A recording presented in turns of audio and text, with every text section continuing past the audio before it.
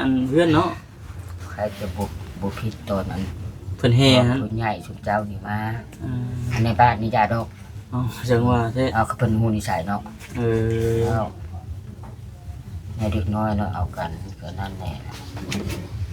ญาติพวกเพิ่นมาถ่ายมานี่แล้วเห็นอายบ่จักอ่านแล้วปานนี้ฮู้เบิ่เลยทั่วโลกแล้วบัดทั่วโลกเลยเนาะทั่วโลกแล้วบัดนี้มันก็มานั่งลีอยู่ที่ปัดบุญจักว่ามันมือบ่ว่ามันเมื่อปักเซแล้วมาลีให้อยู่นี้มันมานั่งลีให้อยู่นี้ผม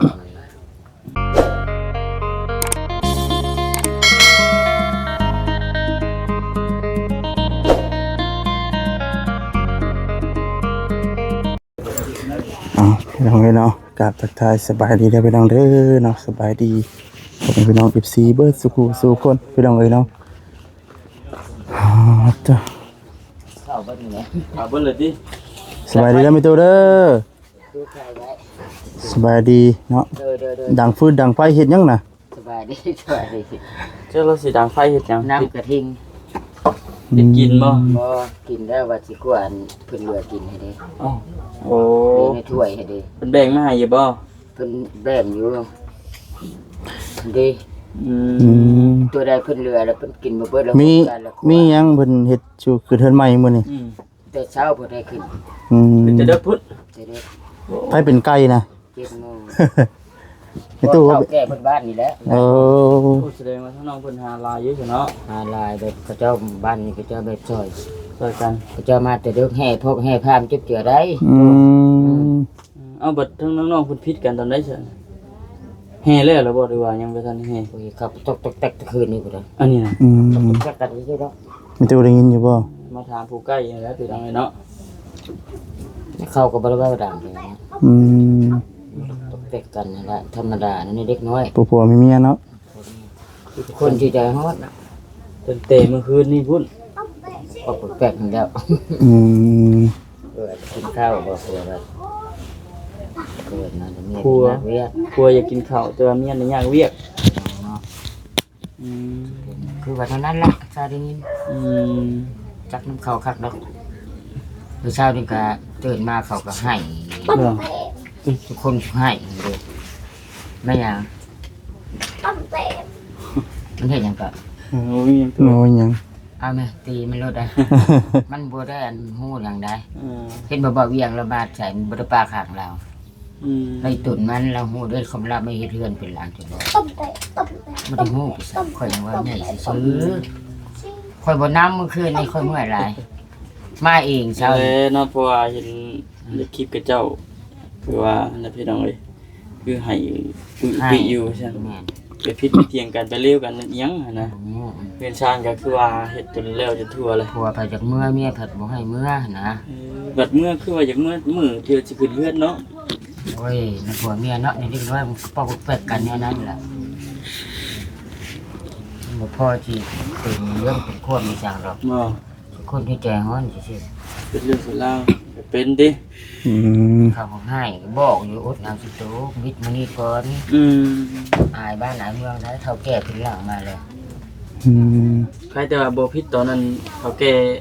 รักเพิ่นเพิ่นมาอันเพื่อนเนาะใครจะบ่ผิดตอนนั้นเพิ่นแห่ฮะคนใหญ่ชุมเจ้านี่มาในบ้านนี่ยาดอกอ๋อจังว่าแท้เอาเขาเป็นหูนิสัยเนาะในเด็กน้อยเนาะเอากันก็นั่นแหละญาติพวกเพิ่นมาถ่ายมานี่แล้วเห็นอายบ่จักอ่านแล้วปานนี้ฮู้เบิ่เลย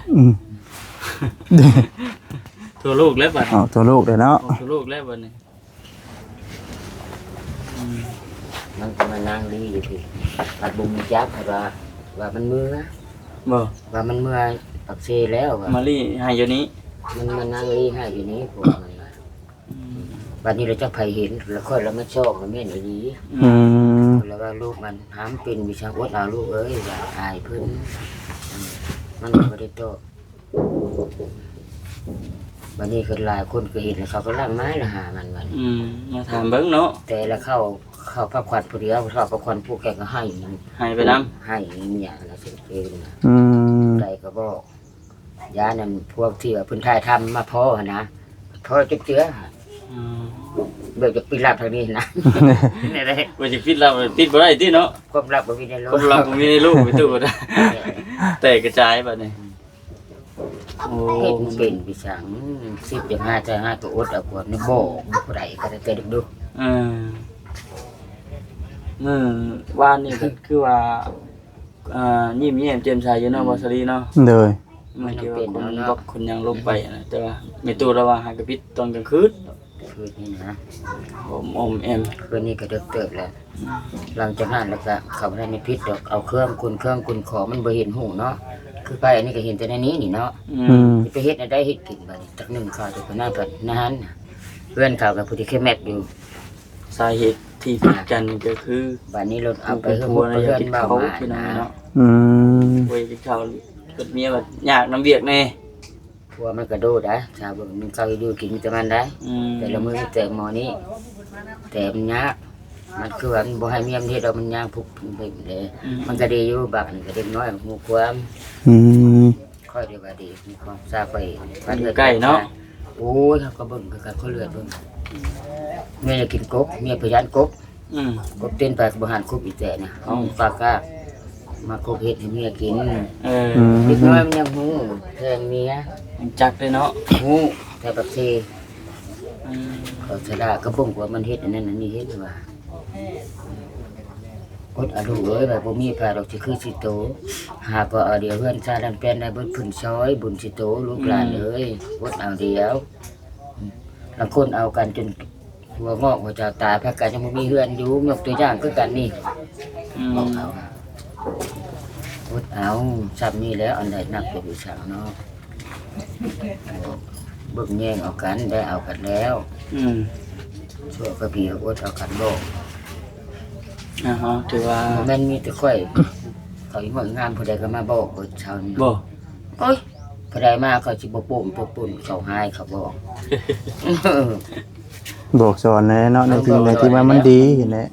อยากให้อะไรก็ดีเนาะ บ่ถือบ่ต้องกันก็ห่วย บอกสอนเอาเนาะ คอยว่าดอกข่อยเขาบอกว่าเขาบ่ได้คอยได้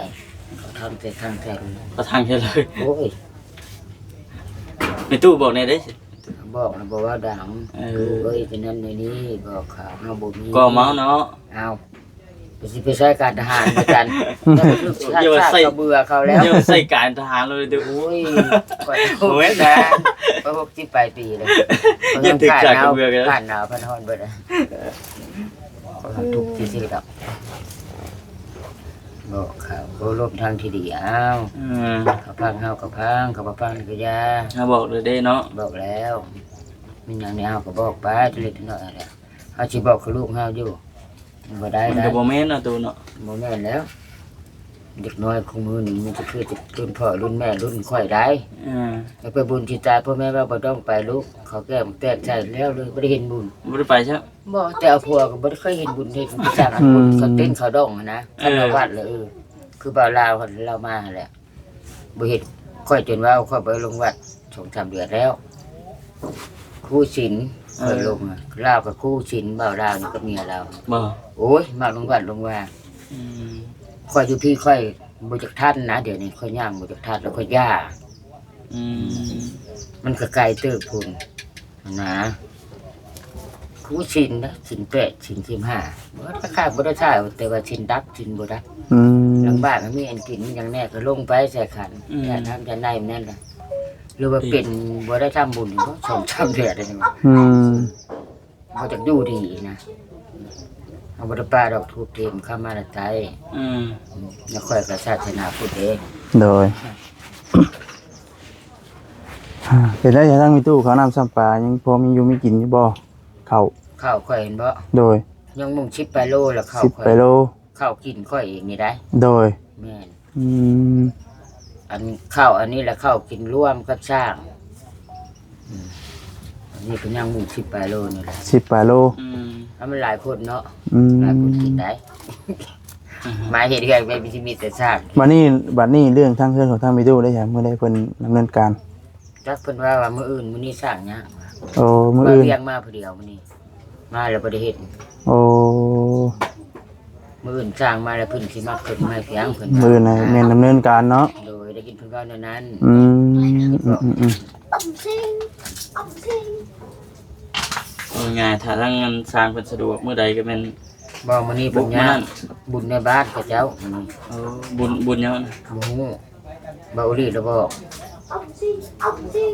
โทรมาแล้วเพิ่นยากบุญบ่ได้มามื้ออื่น อื มันบุญ ม ใครเฮากายมันจัก เรื่องบุญลงไฟจักเด้ แค่เข้มของ โอ้ยจะพุ่น โทรหมองจังละ บ่อนเขาอยู่นั่นบ้านใหม่สิได้บ้านตะโอ้ยเตอันเด้ฮู้ ตัว บ่ เอวบ่จังหวะเด้อ อื ทั้งลูก มเราบ่เคยไปเนาะว่า แม่ ค่อยฮู้แต่แถวท่าชนกชโนมาฮอดนี้ผมบอกผมเมืองนี้เพิ่นย้ำมาพี่แล้ว ส่วนชวนมาทางนี้เนาะ ชวนมาพี่แล้วบ่อนเขาเจออยู่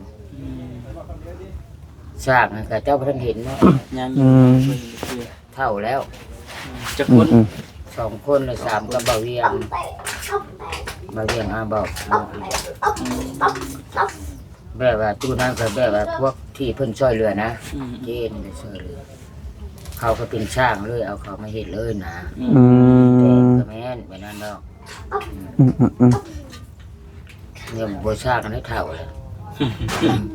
คนหนึงก็60ปลายแล้วจะใส่แว่นตลอดเลย บ่ ผู้นุ่มหันเมียเราเสียเท่าดันเท่าสร้างตัวนุ่มแน่เมียเสียจูดนั่นดินนั่นแหละดินเขาเองนั่นแหละ อืม อยู่ในดินเองเลย ดินมื้อนี้แล้วก็ปรุงพิจารณ์เข้าใหม่เด้มื้อนี้ฮะ หึ ว่าเหล้า8แก้วไก่8ตัวเด้เงิน ตอบอยู่ยังไม่ได้คำตอบอีกดิ มามื่นก่อนยังถามเพิ่นตัวน่ะ แต่ว่าใจเย็นลงไปแล้วเนาะ แม่น สรุปแล้วเพิ่นบ่ได้กัดติมื้อนี้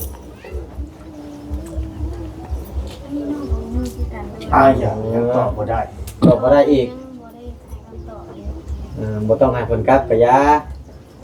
ขึ้นบ้านใหม่เนาะให้มันมีแต่สิ่งดีๆนี่แล้วขึ้นบ้านใหม่เป็นเรื่องเป็นราวมันก็บ่ค่อยงามปานใดให้แหละไอ้ที่เพิ่นก็เป็นห่วงแล้วโอ้เพิ่นว่าเป็นหยังคือเป็นแบบนี้ก็บ่มีใครอยากให้มันเกิดมาพี่น้องแต่ว่ามันก็เกิดขึ้นแล้วมีแต่ว่าเฮาก็ปรับปรุงเอาเนาะบ่เวียง โดย บ่แม่นว่าเฮาสิจำเติมมาพี่น้องก็มีแต่ว่าให้ความคิดความเห็น ชุมมาหลายคนเลย ให้น้องเพิ่น สัญญาณบ่ สัญญา บ่มี เข้าใจกันนั่นแหละคิดบ่ได้บ่ กิน อ เงิ ยู่ น มื้อเช้านี่ก็พยายามถามได้พี่น้องเลยแล้วก็ยังเว้าใส่กันสองคนกันเนาะต่างคนต่างอยากระบายใส่กันบ่หรือว่าจังไดเฮาก็ยังบ่ฮู้ ห้ามมาอยู่ได้บ่เห็นเด้ติดตวงมันอันนั้นมันบ่ว่าไปได้ ใครก็ละฮ้อนเนาะเอาห้ามไปมันก็ไร้ประโยชน์ตอนน่ะพี่น้องเลยเอาให้อาจารย์มาถามเลยเอ้า เป็นยังไง ใช้อาจารย์ ทีเล่นี่ อาจารย์เล่าเหรอ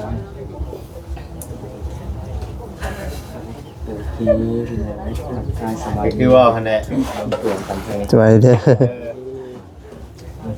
อีกว่าไปเลยน้องเอง สบายดีเด้อ ไทย สบายดีสบายดี น้องวัวกับมัน ติดต่อ น้องเพิ่นพี่น้องเนาะเพราะว่าเช้านี้ก็มันก็เป็นเรื่องที่อันบ่คักปานใดในการขึ้นบ้านขึ้นเรือนก็ได้เนี่ยเฮาอยากเห็นห้อยยิ้มแย้มแจ่มใสมาแบบมาให้ห้องหรือว่าพิดเสียงกันเช่นนั้นบ่คักบางอีกที่ก็เพิ่นก็รอเบิ่งอยู่เด้มือขึ้นบ้านใหม่เพิ่นอย่างนี้นะว่าในเกิดก็ได้ก็ต้องการขอโทษขออภัยนำมาที่หรือว่าผู้หลักผู้ใหญ่หลายๆ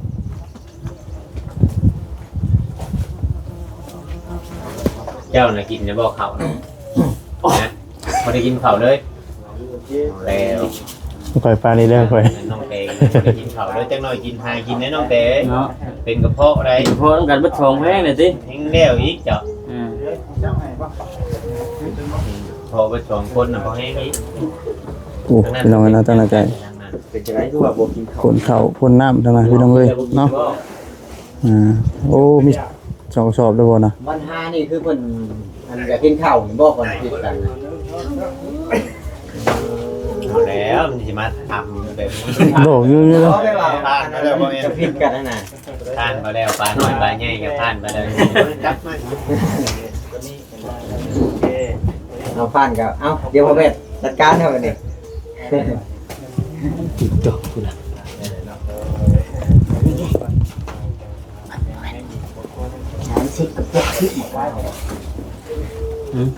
โดยสบายดีดีใจนะครับโดยดีใจนะ ไปเด้อ ลูกวันไทยมาดีเลยครับมาม่าครัวอยู่ได้เพราะประตูแบบกินยาแล้วมันก็สิเศร้าไอ้รถตู้ปั่นเองตัวใหญ่ประตูคนละเพราะเราคือขี้นี่บ่ อันตราย น้ำก็เป็นอย่างมะพร้าวเนาะ ตู้ปั่นเราล่อแล้วอยู่ตู้ปั่นจับคนซื้อ ตึกใหญ่เพิ่นปลอดภัยบ้านนี้ ลงตัวเรื่องไหน ดูตัวเรื่องผิดกัน โอ้ย คุย ล ล ง ง ตั ตัว ว แล้ แล้ว ว แล้วนะ ไปยังบ่ได้ถามน้องบ่ได้นี่แหละไปถ่ายได้ขึ้นเพื่อนซื่อตอนนี้ก็แต่ว่าเข้าใจกันแล้วนะ ถามเสียมาแล้วเสีย ตัวกันโดยดี ปากร่วมเข้าใจกันแล้ว ดีใจน้ำน้องคนละลาย มีกล้วยคู่อีกแล้วนี่กล้วยแผก พวกใครเกเลขให้ทำสองนะ 0 โอ้ยใครชื่อเลขก่อนเมื่อมันแรงค่ะ อ๋อว่าจะมื้อนี้วันอาทิตย์ 0กับ32 ออกไปอยู่หันแล้วบ่อย เนาะ ดีถ่ายเท่านี้ ฮะหลายมุมได้ข่อยนะเอาสัมภาษณ์เด้ย ถามไหม เป็นไรลูกทัวกินข้าวกินน้ำแล้ว เป็นแล้ว โอ้แต่ว่าประธานได้กินกับแต่งข้าวข้าวข้าวน้ำอยู่กันกินได้เลย เจ้ากินแล้วบ่ สวยเลยเนาะ บ่กินจะมาเจ็บกระเพาะคือกันอีกได้บาดนี่นะ กินเนาะ โอ้บ่เป็นบ่ยากมัน12โมงแล้วยังบ่ได้กินข้าวเช้าได้เป็นห่วงและน้องหนุ่มนอนนับถือนับน้องหนุ่มเด้ แต่กี้เนาะน้องแดงนะ ค่อยน่ะเห็นน้องแต่ช่วงไปกับบ่ลามาเพิ่นปีกายนี่เจ้าอาเห็นเพิ่นแต่น้อย บ่น้อยแล้วค่อยกันเป็นตอนอยู่บ้านนุ่นชานนั้นค่อยก็ได้ ๆเจ้าเห็นก่อนค่อย เห็นบ่ ค่อยเห็นตำลังหมู่เห็นบ่น้องแต่เอาไปกับเราลาพาเพิ่นแต่น้องติ๊กน้องมิกบ่ได้ทันอาบน้ำ เอ้าอาบอยู่แล้ววะ เพราะว่ามื้อนั้นประสบเพิ่นบ่อาบน้ำนะ ออกไปอยู่นั่น ในสวรรค์น้องแต่บ่อาวิ่ง น้องแต่กับบ่ได้อาบคือกันน้องคนละเป็นเดือนแล้วบ่ได้อาบน้ำ จะอาบทำไมไม่ใช่คนโสกปรกเลยนะจะอาบน้ำทุกวันนะ